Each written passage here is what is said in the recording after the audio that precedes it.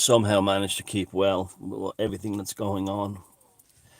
Firstly, I just want to say that the video the other day called Endgame, I took it down because as soon as I saw it and watched it back, I realised it would only be used against me. And I wasn't in a good place the day I made it, so I just took it down. No conspiracy, it was just, it had to go for lots of reasons.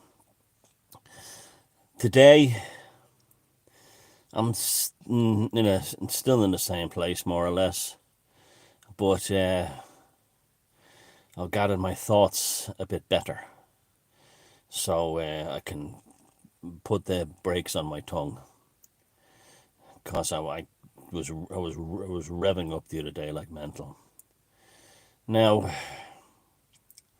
first of all, I want to congratulate the people in who went to the Docklands in Dublin, the convention centre the other night, and also the ones outside Ars and Uachtaráin. You are the last of the last of the Irish, really, basically. And I was looking at RT begrudgingly showed the what happened in front of Ars and Uachtaráin, the president's residency, yesterday, and it's remarkable to see the Twitter feed. The vast majority of people were agreeing with the protesters, and even people were saying things, well, I'm double needle grafted, but these protests are right, we're going down a very slippery slope. Now, the ones who were slagging, now, most of the people said fair play to the protesters, that they'd get like 30, 40, 50 more hearts, likes. Then you had the other crowd, and not many of them, by the way, who were saying, oh, look at that bunch, not a brain cell in sight. Oh, look at them breaking social distancing. Most of them had like one or two thumbs up or none. Yet those ones were at the top of the feed. So someone in Twitter is actively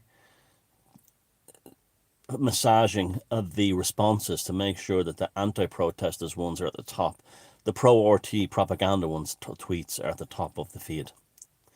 Now, we do know, we got fact now according to grip.ie, that Varadkar did write to the 4 tech companies in this country and told them that the whole anti-lockdown thing was extremist and violent movement, and they had to help the Irish government do something about these people. This is what's running this fucking country right now. Look, if you think that's normal, that an Irish Prime Minister can write to tech companies, foreign tech companies, and tell them to censor Irish citizens, and you still think that that's normal, what is wrong with you? Look at yourself in the fucking mirror. You still think that justifies the means. This is where we are. Marcone and we've just implemented a digital pharma apartheid here in Ireland, and I'm openly asking everybody to actively boycott it permanently, even when this is all over. All publicans, restaurant owners who are gloating over the fact that they're going to be allowed, we're pushing the whole, let's the tooth here's society thing. Ones who are quiet and keeping their mouth shut, leave them alone. But the ones who are openly gloating about it and think it's a great idea, they're going on the boycott list forever. Especially ones who try to make an argy-bargy of it in the media. Like, I'm going to make sure no one who's unvaccinated gets in here. We put these people out of business. These are the enemies of the Irish state and the Irish people. We now have an apartheid system, or after 100 years in this state, we now have an apartheid system. The attack on republics also is happening in France, where Macron has not only implemented what we have here in Ireland, but went much further and banned supermarket shopping. Now, this will happen in Ireland too. I'd be very surprised if it doesn't happen in Ireland. And the justification for it, they'll say, is, well, you can order always online. You see, they use the online thing as an excuse to be savages.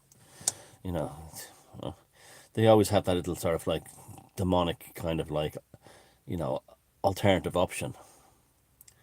So, so congratulations to people in France also and in Germany who are not putting up with this nonsense. Now, this is not just for Ireland, this is for everyone all over the world listening. History hasn't ended. You always have to remind yourself that history has not ended. Back in the time of the Albigensian Crusade, right before it, they would have said to themselves, aren't we so lucky we're living in a time where people are civilized and there's no evil? We don't have the savagery of the late Middle Ages, where the Vikings and and all that, the car the Carolingian Wars and the mass slaughter of pagans and stuff. Aren't we so lucky we live in a civilized time? And then the Albigensian Crusade happens against the Cathars in southern France and northern Spain, and 1.5 million people who are bothering nobody are exterminated because they don't fit in with the prevailing Holy Roman Empire system. They're simply exterminated in the most horrific and sadistic way by the same people who right before it would have said, aren't we lucky we're living in an age where we don't have savagery like we had in the Carolingian Wars. Then go forward to the Renaissance, the Reformation, and you would have had people saying, aren't we lucky we don't live in the time of the Abolition Crusade, where 1.5 million people were brutally slaughtered because they were different. And then soon after, they're all killing each other in the Reformation as Catholic or Protestant heretics or witches. Then we go out to the France in the late 1700s, right after the Enlightenment, when everyone has discovered Enlightenment. And you have like Robespierre and the Committee on Public Safety saying things like, aren't we so lucky we don't live back in the Reformation, where Catholics and Protestants were slaughtering one another horrifically over which version of the King James Bible or not was the correct text. And then they went about the Committee of Public Safety and went about slaughtering a huge percentage of France, particularly persecutions and genocides against Catholics in the south of France. And then we go to 1920s Russia. Aren't we so lucky that we had the revolution and we avoided the slaughter that happened during the Committees of Public Safety in France during Robespierre's rule and terror? And then they went about the Bolsheviks murdering millions and millions of their own people. And the same thing happened on the eve of the Holocaust. And it's happening again now. People always think that history has ended with their generation, and all the evils done by governments and regimes of the past are now past us. People like me and people like us in the tribe who are aware of history, that history doesn't end, don't believe that we've reached some kind of point where it's all over and all the bad stuff is behind us. That way we can totally accept that global governments have come together to basically declare war on the human race, using the national government of each state to declare war upon their own citizens in order to implement who knows what precisely. We hear all about the Great Reset, but they wouldn't tell us that openly if that was the truth. If that was, they're telling us openly that. So there's more than that. The bank collapse of the banking system and they're bringing in their cash. They could do that without doing this. They could do the Great Reset without doing this. There's something else going on. And I believe it's sadistic. It's sadistic evil. When I see, in this country in particular, one person who's the Deputy Prime Minister, the Taoiseach, and the head of NEFID, I see two sadistic madmen who are turned on by, they have imprisoned the people of Ireland no different than John Wayne Gacy has imprisoned the people of the kids in his basement, and they're turned on by him. They're loving him. It's the same impetus, the same drive, the power and control. It's totally, they're loving it. And these people are energized by evil. When evil takes control of the world, the ones who are pure evil and the ones who are the most dangerous control freaks, as also the ones who are the most beautiful souls who are actually helping and stuff like that, are amplified. It gets amplified in both directions. So in World War II, you had Polish people and hiding Jewish people from the Third Reich, risking their own lives, and many were actually shot and stuff like that for helping Jewish people, neighbours. At the same time, you had them carting them off to death camps. At the same time, you had in France psychopathic doctors saying, I can get you out of out of here, out of occupied France and over to South America, and I'll sign a form to get you a release so you can go out on a banana boat or on a fruit ship to South America to escape. And then they would get the Jewish person to sign over loads of money to them, find out everything about them, and then kill them and bury them in their yard, and then go to their house and take all their stuff. And this, see, was amplified in both directions, both the good and the bad, and this was happening now. So that's why you feel instantly calmed and relaxed when you're around people who are the good side. That's why all those people in Dublin outside the National Convention Centre where the vote was being given, they all looked so happy because they were happy to be among the good, and they were being energized by it. Same with the ones outside the park. They're being energized by it, around being the side of righteousness and goodness.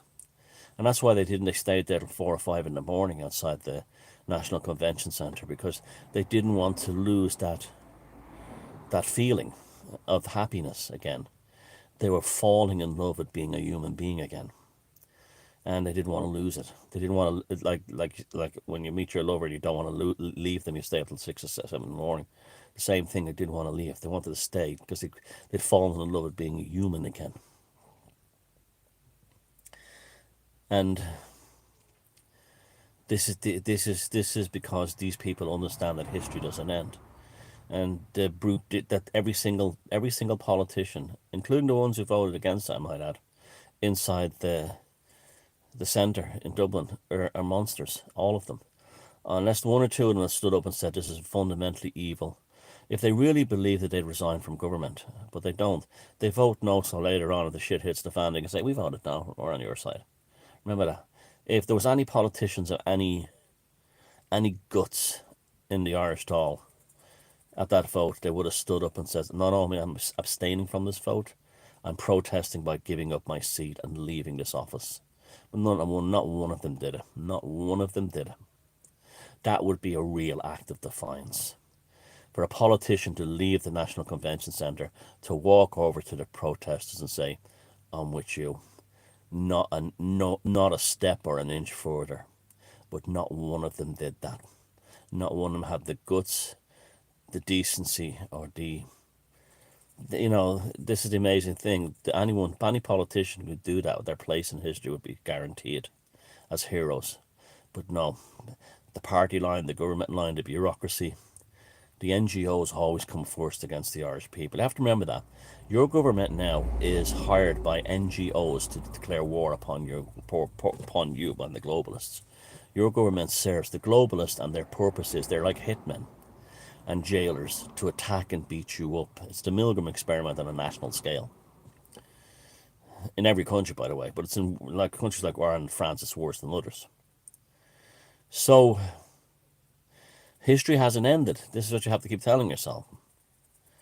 Now, I think it's wonderful that people can continue to do that, and yeah, keep doing it.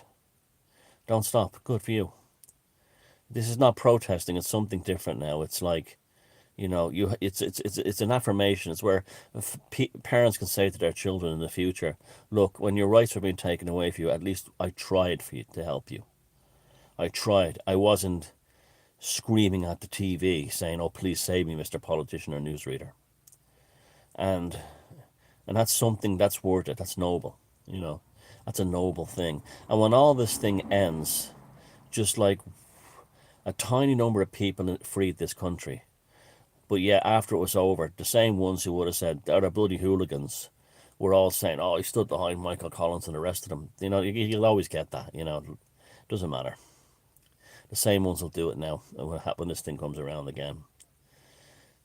I'm convinced there's something more than... Look, there's two ways of looking at this. You know that I have a firm belief that human consciousness affects the environment. And the turmoil of human consciousness can actually affect the weather. And all over Europe and all over the world, we have horrific weather right now. Very strange weather, really intense weather. The globalist-minded would say, oh, that's climate change. Me would say there's something going on with the sun, there's something going on with the human, there's something going on with older depth of that, cosmological. You see, the whole climate change agenda has always made you believe that space doesn't exist. This is the most amazing thing. Climate change scientists would actually rival flat earthers for their blindness in terms of that the flat earthers don't believe space exists. So, and neither do flat climate change people. Climate change people simply don't think that space exists. That everything that happens on this earth, even if a fucking asteroid was flying in from space, that's irrelevant because climate change is always internal. So anything happening with the sun is discounted out of all climate change. But they'll say it is, it's in there, but it's not really out of all climate change models. And that's how they massage the numbers to get what they want. But it's ferociously hot here in Ireland. I think we're the hottest country in Europe right now. They recorded the hottest temperature ever in America yesterday. And after that, what happened in the northeast of Canada and the US. And now we have uh, horrific rain showers everywhere, flooding everywhere. In Germany's had appalling flooding. There's uh, there's something going on, and I don't believe. And people say, "Oh, it's HARP and stuff." It could be. But I'm more inclined to think there's something out there in space.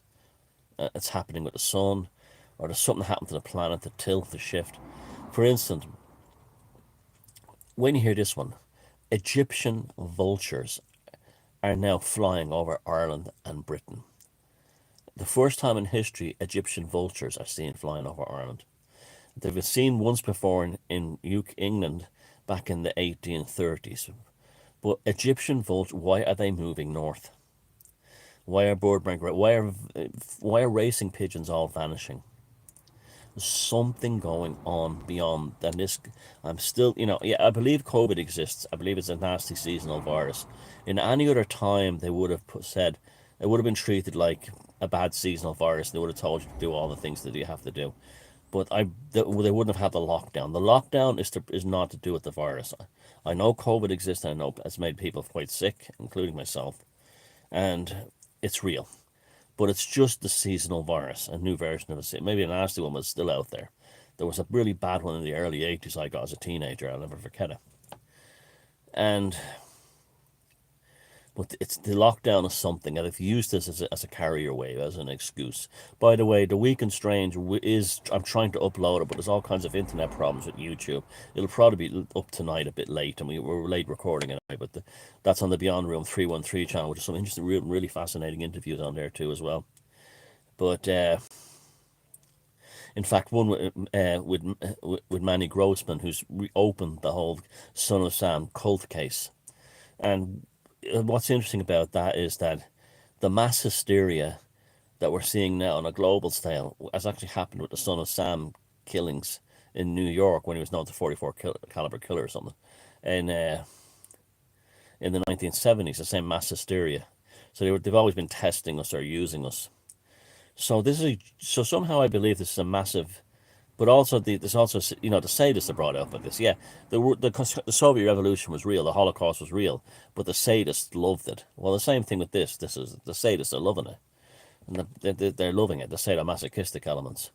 But I'm convinced that the air changes, the weather changes. Egyptian vultures circling over Britain and Ireland. Now, if that isn't a portent, I don't know what it is. Now, the next thing, food shortages. I've noticed the prices have jumped in the last 2 weeks in the supermarket. Everything has gone up, except meat for some reason. Probably because in Ireland we produce a lot of our own. We produce all our own meat. We don't import any, but it's all gone up in price, significantly in some cases. There's something happening there too. So I would prepare yourself for this. Could be a very, very bad November. Now, the first thing I would say to you, if you still have people in your life who are calling you a conspiracy theorist, particularly if you live in Ireland, they have to go out of your life, because they are now on the side of evil, and they're now on the side of dragging you down so you can't prepare for what's coming. You need to devote all your attention and all, like in England they haven't been as draconian as here. So I can understand in England maybe you could still be flexible, but in Ireland, anyone who thinks what's going on now is right must be like the collaborators in France during the Nazi occupation.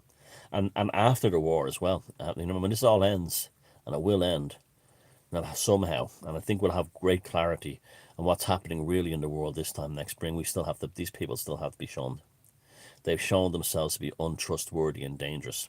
Even if it's just by means of stupidity, they're still dangerous. And find your tribes. Gather up the tribe. You'll find them. They will find you. Local people, people in your work, people in your, they will find you. Just don't go around advertising, but they will find you. Just like the tribe finding themselves in France and in Ireland right now and marching in the streets. It happens. It just takes, you see, them to roll the dice that one little bit too far. So I'm gonna make a prediction here now that all these people are saying, "Oh, you need the digital ID thing because it's just to get to reopen the restaurants and the hotels and the bars." They're going to extend it to supermarket shopping. I can feel it coming. I can feel it coming to all retail. That will mean that my business will be completely closed down by the next stage, and that could be part of it. But there's no way I'm getting a vaccine under any circumstances. If my business is destroyed, my business is destroyed. I'm not going there. I'm not. That's not going to happen. It's not even an option. If there's a way around it, like if they can find COVID antibodies in my system, fine, I'm grand with that. But I'm not taking that vaccine. No way. And I think that's the next thing. I think people are saying, well, and I hear Irish people saying, it's much worse in France. They're not allowed to go to the supermarket. That will happen here next, and then it'll be outdoor markets, and then it will be. The lockdown won't be like the lockdown was previously. I still believe the absolute mother of all lockdowns, and I'm talking about literally not allowed to leave the house and everything delivered by internet or whatever. That's coming. I really do believe that you will be nostalgic for the lockdown of 2013 or 2020 in March when you could go for walks. You'll be nostalgic for that. This is what this is. They're priming themselves up, and a lot of this has to do with okay, it's not a crow. It's not a pigeon.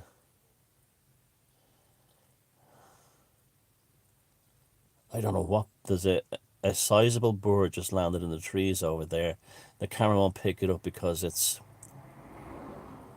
too dark. I don't know what it is, but it's solitary. Usually rooks or jackdaws or crows usually come in groups. I don't know what kind of bird it is, but there you go. It's a carrion. All the carrion are mobilizing. Why do carrion mobilize? What the fuck is that?